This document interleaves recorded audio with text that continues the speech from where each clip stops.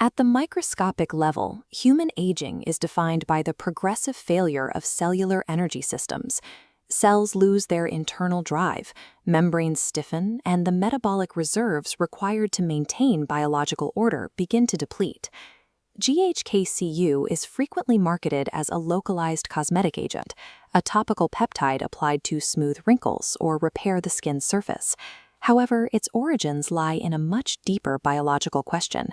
In 1973, Dr. Lauren Pickart isolated the molecule while investigating why plasma from young blood heals tissue significantly faster than plasma from older subjects. Human biology produces this tripeptide copper complex natively. It is an endogenous component of the plasma and saliva, released whenever tissue is damaged. Viewing it through a cosmetic lens obscures its true function. Inside the body, GHK-Cu acts as a systemic epigenetic modulator and a bioenergetic catalyst, directing how cells utilize energy and interpret their genetic code.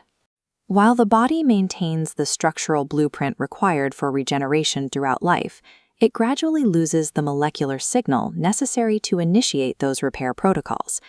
This chart tracks the concentration of GHK-Cu in human plasma over several decades.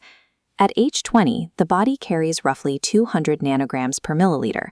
By age 60, that concentration drops to 80, a 60% decline in the body's primary regenerative signal.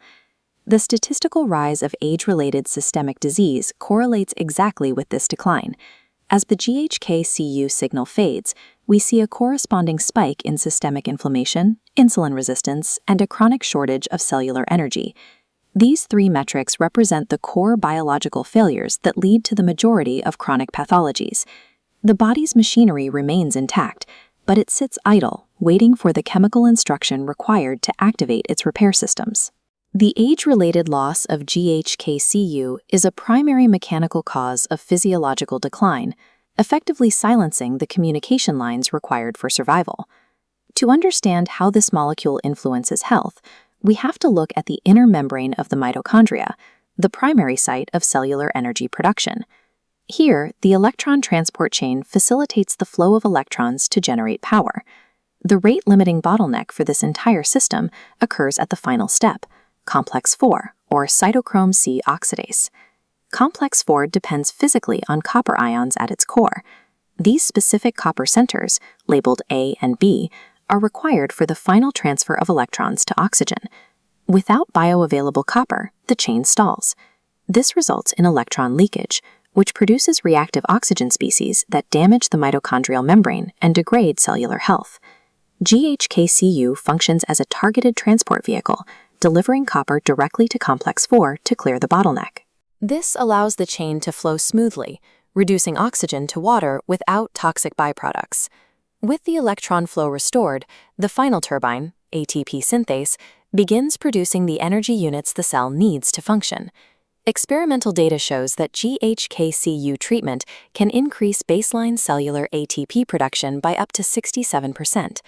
By resolving this bioenergetic bottleneck, GHK-Cu provides the foundational currency required for every other cellular repair process.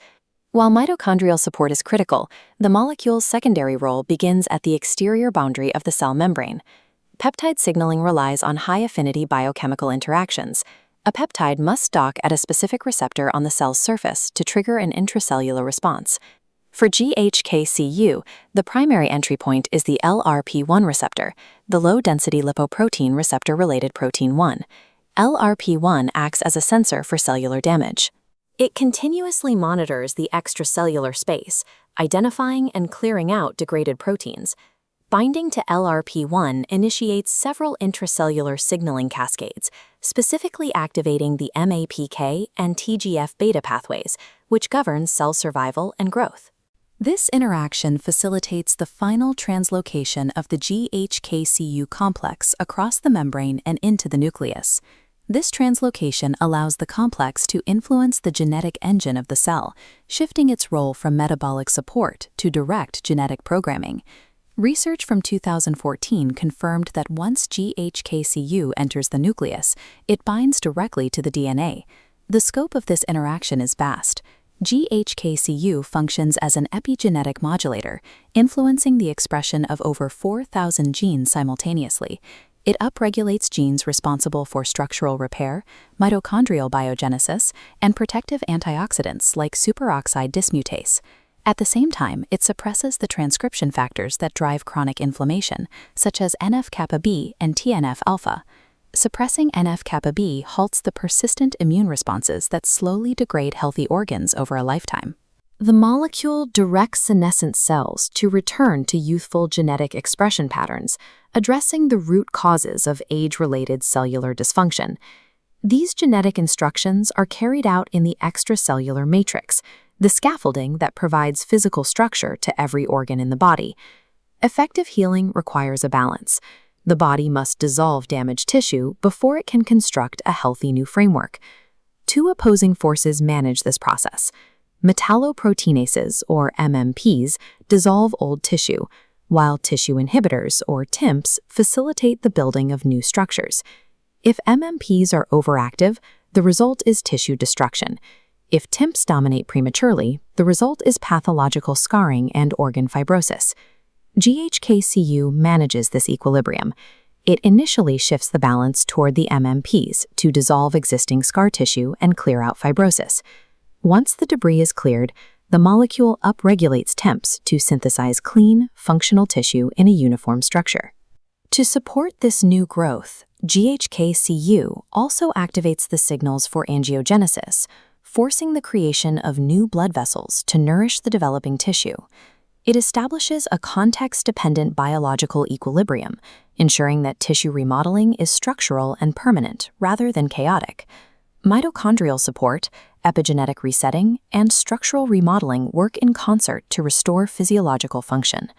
Restoring these fundamental biological systems leads to a comprehensive and complete revitalization of the body's entire internal environment.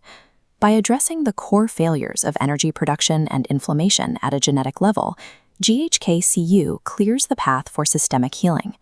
We see this in the nervous system, where it stimulates the production of myelin sheaths to protect and insulate neural pathways.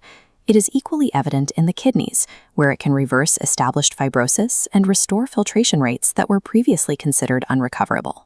Targeting these fundamental upstream signals offers a distinct advantage over isolated symptom management, addressing the biological source of the decline. However, utilizing this molecule requires an understanding of a critical biological constraint: homeostatic adaptation.